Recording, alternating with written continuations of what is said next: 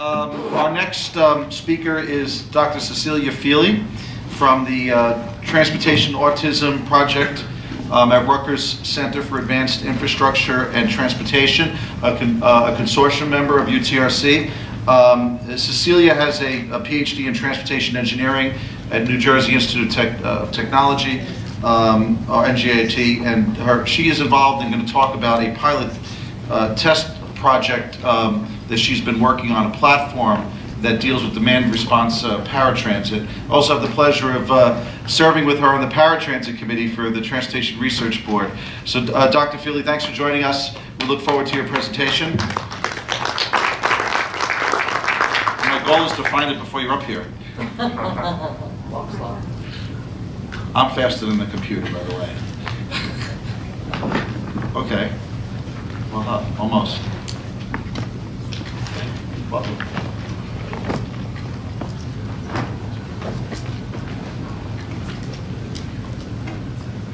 Thank you. So this is a smart arrival notification system for ADA paratransit service users, and particularly through notifying passengers through a smartphone.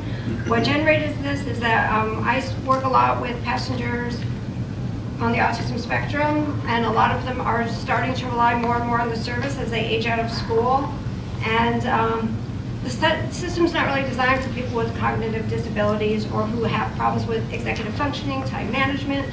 They can't always understand this time window. And across the river in New Jersey, our time window is 40 minutes, which we'll see. So it can be really, really difficult. And a lot of times we take the 12 and 2 vehicles in New Jersey as the one shown. We don't have the black car service that, or we have some sedans, but it's mostly the these type of vehicles. So we're really looking at the ADA paratransit service that provides this is sort of our curb-to-curb service for registered users when they reserve the ride. And most of the paratransit services that we looked at had between 20 minutes to 40-minute wait times. We did a study a couple of years ago with adults on the spectrum who were using New Jersey Transit's Access Link or the county services. And this was the most difficult thing of all the skills, besides some of the money management, was understanding that 40-minute window and understanding when your vehicle is going to arrive in that 40-minute window. And by this study, we also wanted to pick the dwell time locations. And in some of our areas, you might have a one-way street or a very narrow street, and if that vehicle is waiting for 5 minutes for the passenger to come out, nobody might be able to pass. Sometimes they block the streets that whole time while they're waiting. And with those long wait times, there's often no-shows, and they're unreliable and unpredictable for the passengers, and it can be very frustrating. So this is just some time windows of throughout the country. New York, it's 30 minutes. San Francisco, it's down to 20 minutes. They have 5 minutes before and 15 minutes after. North Carolina is 30 minutes. New Jersey Transit Access Link is 20 minutes before and 20 minutes after that pickup time, so it can be 40 minutes. And we did a focus group with several adults on the spectrum after we did this study, and that was the big thing, that long window, and when it's even after the window can be really frustrating because then they don't know if it's going to come at all. So we put together this smart arrival notification system. We tried to make it simple so you didn't have to remodify the vehicle, you didn't have to buy an expensive service or a special service. You can just take your app or a smartphone on the vehicle and use this Google API to notify the passengers when the vehicle's going to come. So we'll provide the personalized notification. The person can say, oh, I need 5 minutes, 10 minutes, 15 minutes. If you have in a wheelchair or you have a more difficult route to navigate to get to the entrance or to the pickup location, you might need 10 to 15 minutes. But the passengers can decide what they need for themselves, for their individual needs. And as I said, we used Google Traffic API and GPS for positioning to have real-time travel. Some of the services we found out throughout the United States are doing estimated time or already scheduled time, so you might get a call that that time in the middle of your window is that arrival time, but you still have that full window that you have to wait. And this can also be difficult in inclement weather, if you have poor time management skills, if you're in a dangerous area, maybe you're some of the people we worked with, there would be young women outside at night after their employment centers close, so they might be having to wait outside of a mall at night when everybody's gone and the families felt it was dangerous for the individual, and they could have to wait 40 minutes for that vehicle to arrive. So a little bit about the system architecture. We have the Google Maps API that's in the vehicle. In our tests, we did the tablets that were accessing the internet, and they would send the message back to Twilio. I'm not sure how to pronounce this. When Google Maps hit that 10 minutes, or we did our test for 10 minutes. So when it was 10 minutes away, it would contact Twilio to make that automated call that the vehicle was about 5 minutes away or 10 minutes away. We tested it ourselves, and then we also tested it in our pilot study, which I'll get to in a minute. And then it provides the automated phone call to the ADA consumers. It could be a call, a text, both. It can be on a cell phone, a home phone. It can be multiple phones. Maybe if you have your caregiver and yourself. So if you're not out the door, your caregiver will know. Or if you're at a different location in a doctor's office, you can have that one ride, contact your doctor's office, that your vehicle will be there in 10 minutes for people who don't want to wait outside. And this provides, you can see on the screen how it has the estimated arrival time at the one end, where the next stop is, and the route that's recommended to take to meet that time window with the current vehicle. I'm going to skip this one. And so this is what it would sound like if you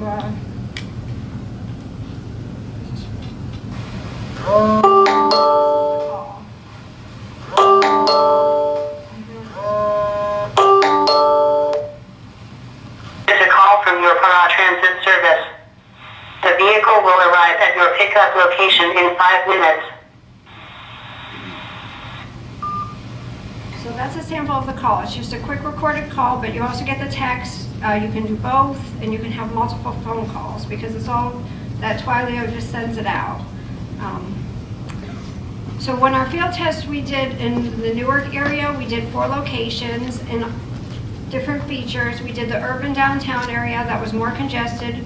We did a little bit away from that highly congested downtown area, also in Newark. Then we went out of Garden State Parkway and residential area in Westfield, up Route 22, Route 22 on the Parkway. And with our notification times, the original, you can see this chart that it really changed. So they had that, everybody had that 20-minute window. 40-minute window, before and after, with the scheduled time and the estimated time. And then we put in when they were notified, and then this next chart, you can see what the difference between was. The blue is what was before the notification, that real wait time that they would have had to do themselves. And then with our notification, most of the calls were either a minute earlier or a minute after when the vehicle actually arrived, but it really shortened down that window for the passengers to make their pickup more efficient. And we believe it's also going to reduce the dwell time because then the passengers won't be necessarily waiting inside to go out to the vehicle. They'll know that the vehicle is going to arrive imminently and be outside waiting. So for the benefits would be the improved comfort and accessibility. And what's most interesting too, now remember everybody in New Jersey, they have this 40-minute window. I was listening to the Brian Lehrer show and the mayor was on, Ask the Mayor 2 weeks ago. And the caller complains and said, well, why doesn't every subway station have the real-time alerts when the subway is going to come?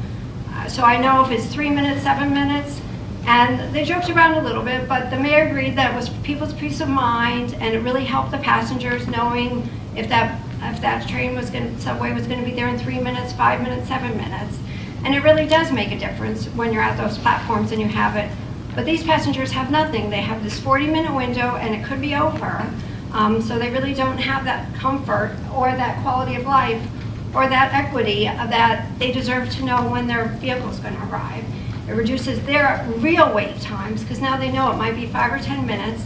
And it'll also reduce no-shows because the people know, okay, my vehicle's going to be there. Or maybe my vehicle's going to be a little bit later, but this is when it's actually coming.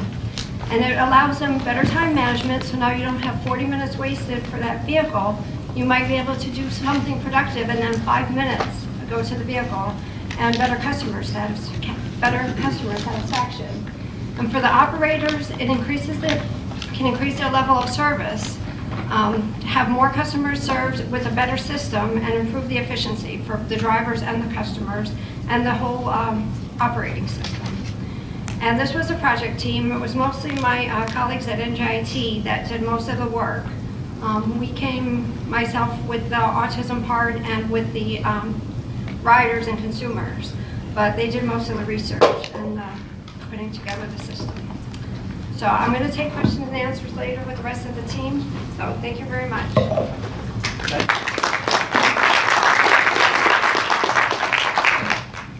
Thank you, Cecilia. Our next speaker is Jo-Young Lee, who is an assistant professor at the Department of Civil and Environmental Engineering at NJIT.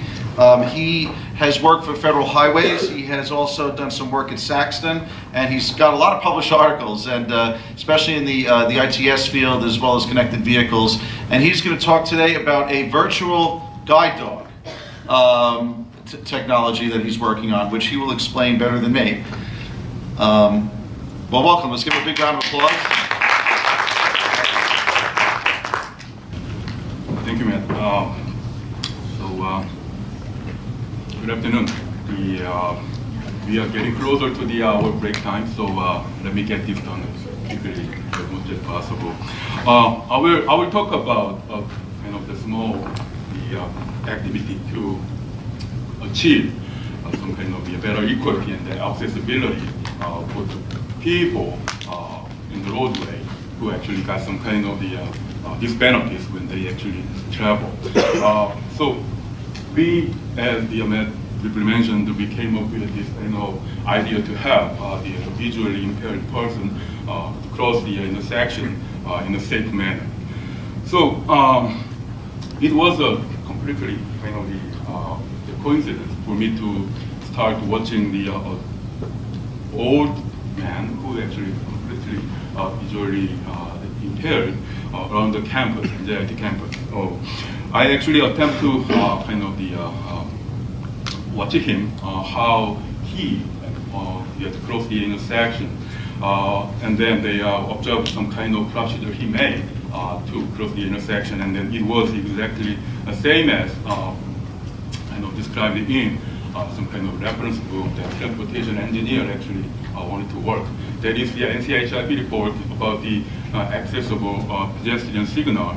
In the appendix of that the report, they actually defined this kind of procedure for those visually impaired people cross the intersection. First, they complete the intersection first, and then identify where I am, and then try to find out which direction and then cross a street to cross, and then estimate some kind of the complications of the intersection. For example, if there is some kind of the median or the island in the middle of the roadway, it will be another impact to cross.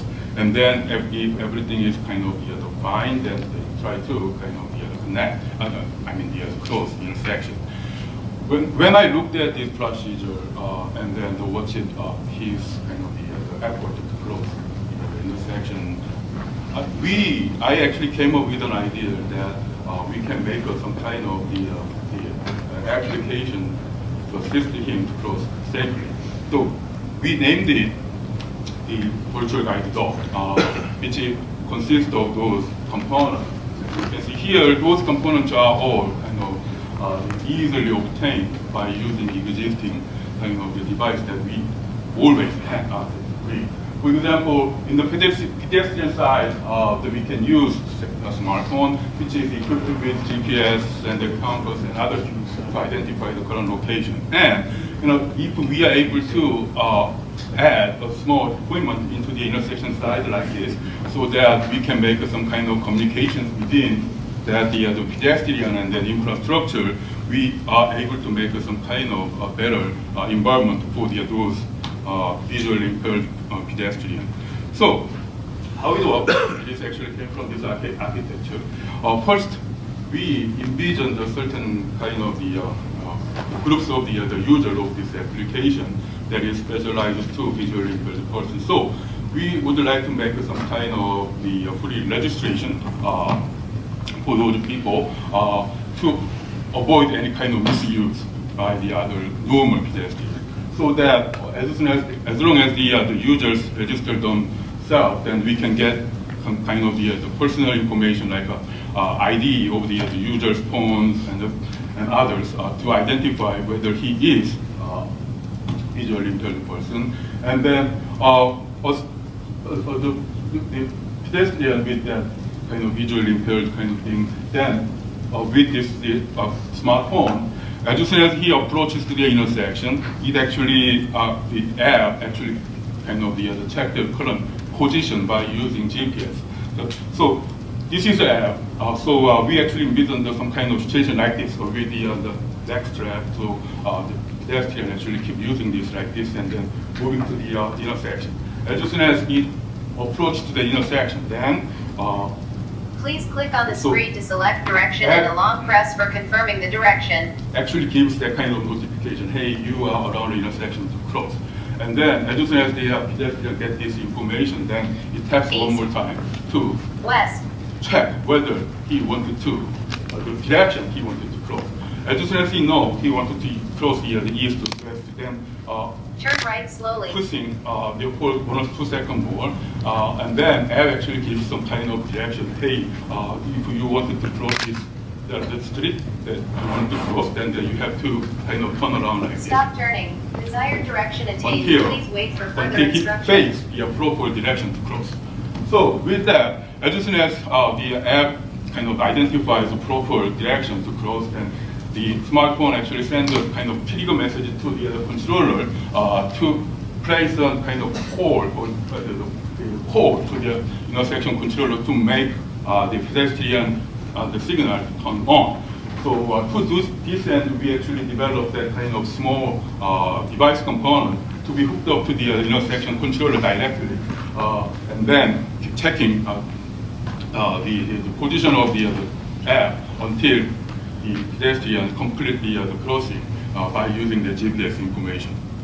Well, so the technology embedded in this application is first of all the GPS, and then compass, and the Wi-Fi to precisely estimate the distance, which I will explain later, and then the voice message notification system, which we also used for the paratransit application as well, and then haptic kind of the user interface to for those visually impaired person.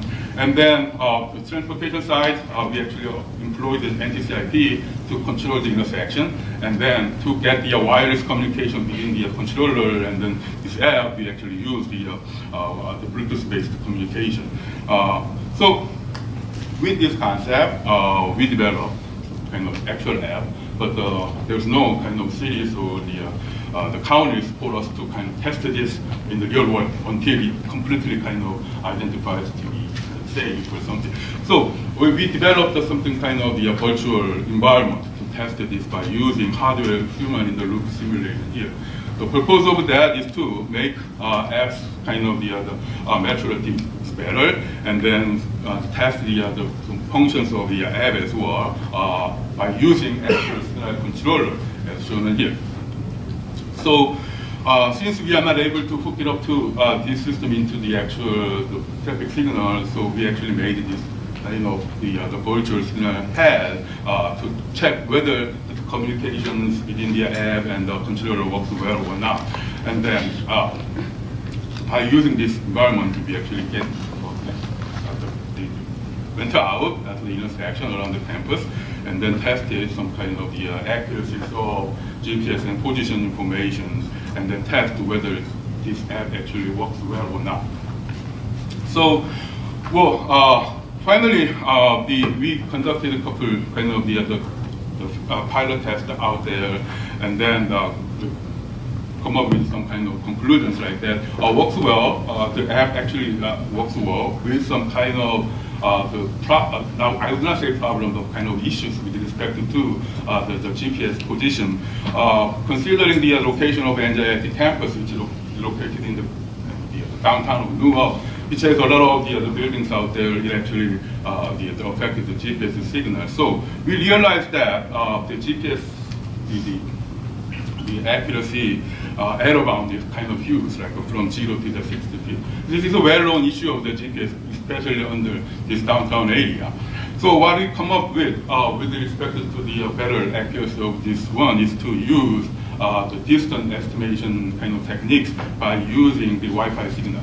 As you guys know, if the distance between the receiver and sender is so far, then each signal is kind of getting weak. So by using that, we actually conducted some the experiment to deal with the Wi-Fi based signal strength versus the distance, and then now we are applying this into to support the GPS accuracy information.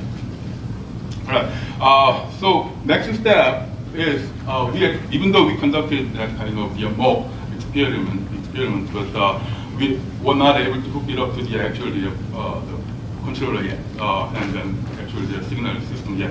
So next step is to conduct that kind of more real world kind of test, and then when you actually come up with that kind of the test site, it would be great if we can have some kind of data about the pedestrian or visually impaired persons data with respect to their route and kind of locations, like around the hospital or something like that. All right. Well, I think this is pretty much of my presentation, and then I'm happy to get more questions about this. Thank you. Well, without further ado, we do have a microphone right in the middle. Does anybody have any questions?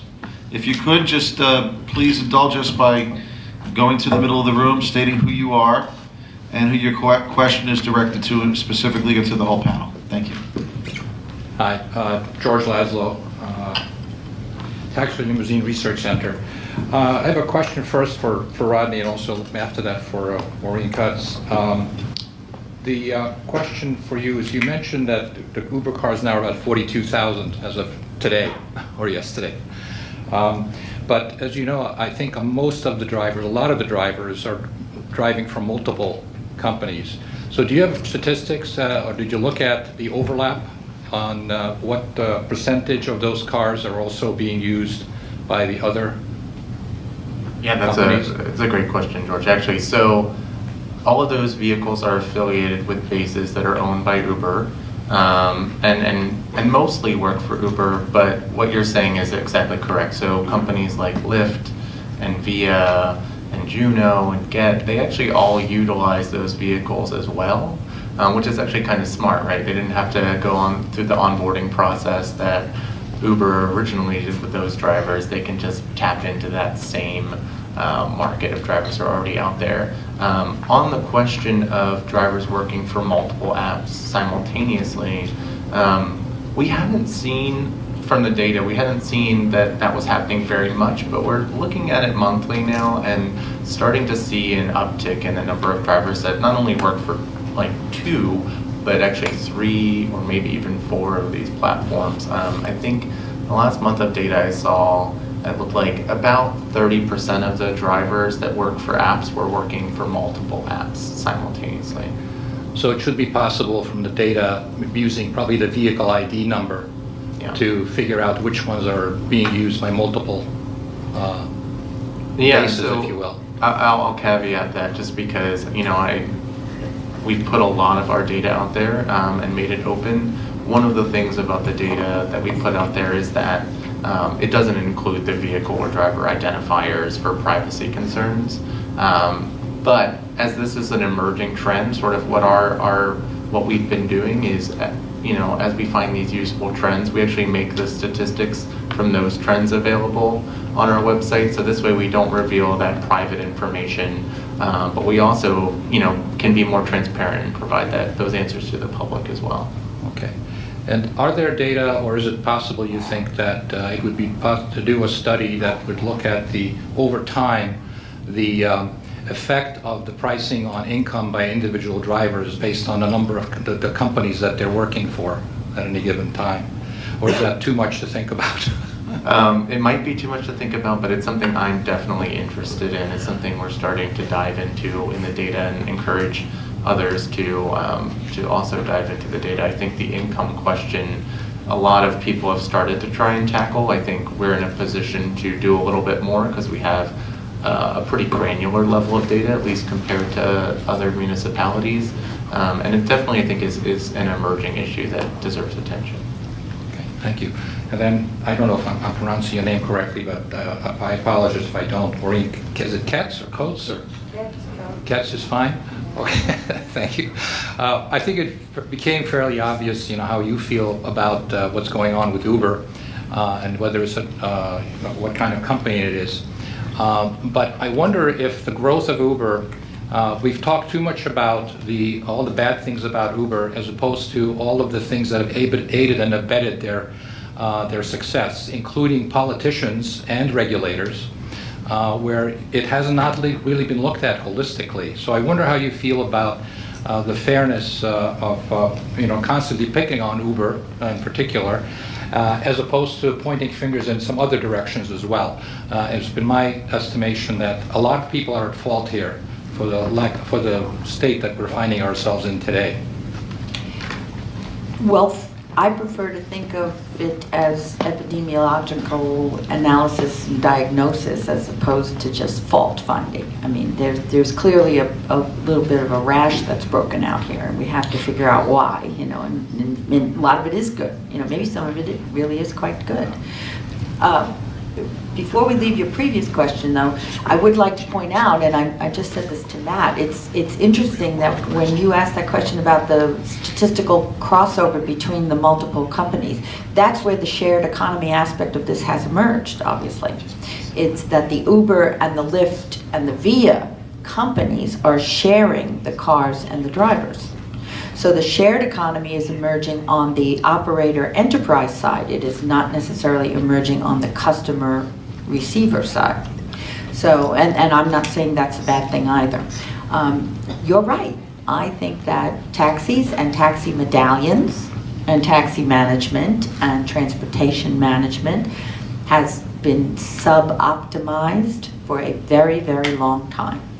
I think money that went into roads for dozens and dozens of years as opposed to mass transit is probably part of what's going on here. What we chose to regulate, we regulated stationary sources for dozens of years, and we didn't get around to regulating mobile sources for their load into the airshed for a long time. You're absolutely right. There have been inclinations and equities and powers affecting the system for a very long time. No doubt about that. And by the way, I use Uber. I have a little app on my phone. I don't use it very much because I prefer city bikes. But the fact of the matter is, we do have expectations of mobility in this country. And the mechanisms we're going to use and how we optimize that mobility delivery, we've got to pay attention to what's going on. We've got to pay attention to statistics, but we've also got to pay attention to the system in which we are operating and what can that system take and when are we going to overload it. And we're overloading the subway right now in many respects, which is driving people up into the cars. Actually, one of the interesting things I was thinking about in your statistics is how much are Uber, Lyft, and those displacing POVs.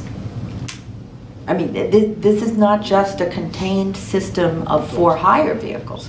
It may be, my daughter doesn't own a car. I got my driver's license at 17, and every 18-year-old boy I went out with had his own car. Had his own car. I won't tell you which decade that was in. And so the fact of the matter is, I don't know any young men under 30 nowadays who own a car. I just don't know any. I guess they're not getting any dates then, huh? No, they're figuring out another way. Don't worry. The guys at the cars, huh? But the point, no, they're on Uber. They take an Uber.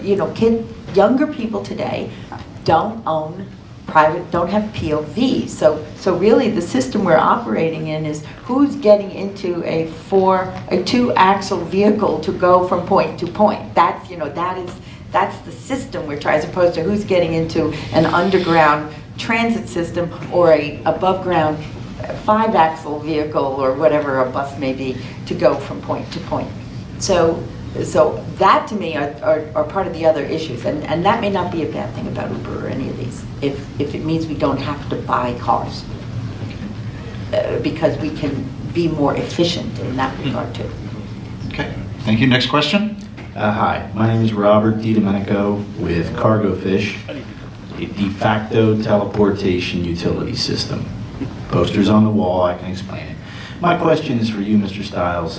Is any of the Uber data include the purpose of the trip, such as going grocery shopping?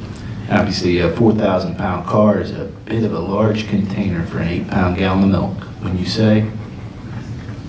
Yeah, none of our data actually indicate things like, trip reason. But I think, it's definitely something we think about, things we've asked survey questions about before, at least for taxis. And it's certainly something I encourage academics to think about, and they certainly do, as well as regional transportation planners doing things like travel diaries. I would love to see, this is kind of getting to your issue about what are the long-term effects, is a lot of the ways that we measure those long-term effects we won't see for years, either because the data take too long to capture through things like travel diaries or through the census, the American Community Survey data, which has its own lag built in. So a lot of the ways that we actually measure some of these things, we have to rethink, because I think things are changing faster than we can really keep on top of. And so I'm thankful that we have the data we have, which doesn't include things like trip reason, but I think we need to think more as cities, as planners, about how we can creatively measure if we can't get the data from folks like Uber, which we're so fortunate to get, but many cities in this country cannot get that level of data. How do we start to measure these changing phenomena in as near real time as we can really do so? And what do we measure them against? That's always, it's one thing to have one nominal set of data, but until you're relating that data to the other factors, there's no wisdom except in relativities. I'm sure they have that data internally, and it's worth a lot of money. And it actually is proprietary, I would bet. Next question. Also, if you have a question for Cecilia or Zhou-Yang, that would be appreciated too. We'll have one more question, and then if there's anybody who has a question for them on their issues for fair time, we'll direct it to them before we wrap up. My question's also for you, Rodney. Sorry. My name is Nina. I'm an attorney that represents many yellow taxi drivers and medallion owners. The number that you said, as of yesterday, 42,128 Uber drivers, that number horrifies me for 3 reasons. One, I'm a driver. I drive in the city all the time. I can never drive or find parking myself. 2, as an environmentalist, that's just horrific, especially when the mayor wouldn't let 3,000 more yellow cabs on the streets just 3 years ago. He had a bogus study that said that there would be no adverse environmental impacts on having more Uber cars, though. And also about your, it horrifies me for a 3rd reason, back to accessibility, because as you acknowledged, 50% of the taxi fleet has to be accessible by 2020, but right now, how many would you say of those cars, the 42,000, are accessible? If you can't answer, the answer is 0. And I also want to know how many of those, how are you going to modify and regulate how many of the percentage of trips are going to be accessible to handicap and other disabled folks, when how are they supposed to know how many trips in advance per day that they'll have? Like, let's say, if you regulate it by the percentage of trips, how are they going to know in the morning when they get an accessible request? They might just say, oh no, whatever, we have to hit our 3% quota.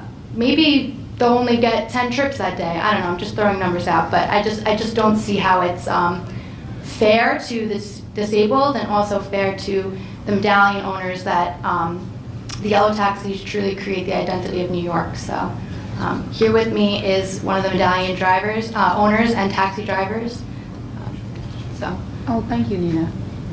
But yeah, obviously. I'll start with sort of your last point that you made. So on our thoughts on the percentage-based, the trip requirement, isn't that that percentage of trips be for passengers using wheelchairs, but that companies send that percentage of their trips to those vehicles to get them moving around.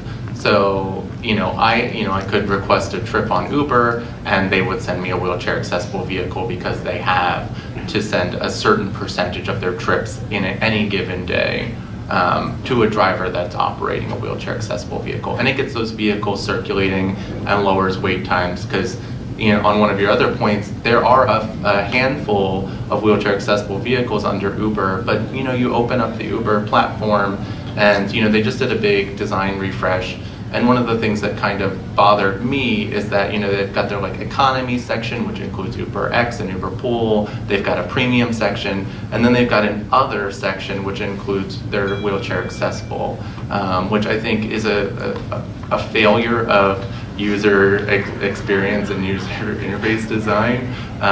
Passengers in wheelchairs should be able to identify themselves as such and get an Uber X or an Uber Pool in the same way that anybody else can get service. But those wait times you'll see, they're much higher. So I think, this is why we're thinking about this, and we're trying to move forward and be thoughtful about it, because we are sensitive to the owners and the people who deserve that fair and equitable service. Okay, we only have time for one more question, but if we could just we'll go out of order on the line. Does anybody on the line have a question for either Cecilia or Jo Young on there? You do? Okay. Last question. It's question slash Sorry.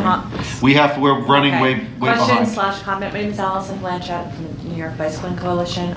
So we're talking about transportation and technology and pedestrians and taxis and stuff. And I'm wondering if it's on anyone's radar as far as people with disabilities being able to access bicycles. There's a variety of disabilities where you can still ride a bicycle. Is this on anyone's radar? Specifically, electric bicycles. Electric bicycles are on the rise for people with disabilities, and that's a very fair question because you're talking about technology here, but nobody's really addressing technology on bicycles. So I'm wondering, is that on anyone's radar? I don't know, Cecilia and Jo Young, are you planning to expand your platform to bicycles as well? Or can your technology be used for that, or is it envision something? It completely depends on who funded it. Oh, okay. Just joke, but Right, yes, right. we didn't actually think about similar idea, but not exactly same as what you mentioned, but to make a more sustainable transportation for the people and basically the users. Because I'm a traffic engineer, so we've been thinking about how to make signal system more friendly for those users as well. Yeah, right. People with visual Yes. people who aren't full blind but have some impairment. They're still able to ride bicycles, but a little more difficulty. But with the technology, they could. And is that on anyone's radar? It's just what I was curious about. Oh, yeah, okay. It's good kind of comment, so we will think about this. Okay. A quick thought on that. Bicycles are only limited by the physical and natural infrastructure we donate or dedicate to their use. So it's not a matter of not being able to build a bicycle. It's not having a road, because the land is already taken up by the roads that the cars are on. And it's not about having the space, the physical land to put the road on. So all of these things are not just technology; they're infrastructure, physical and natural based too. If you had the place to put the bicycle movement lanes, the bikes would follow. Just got to move the cars over.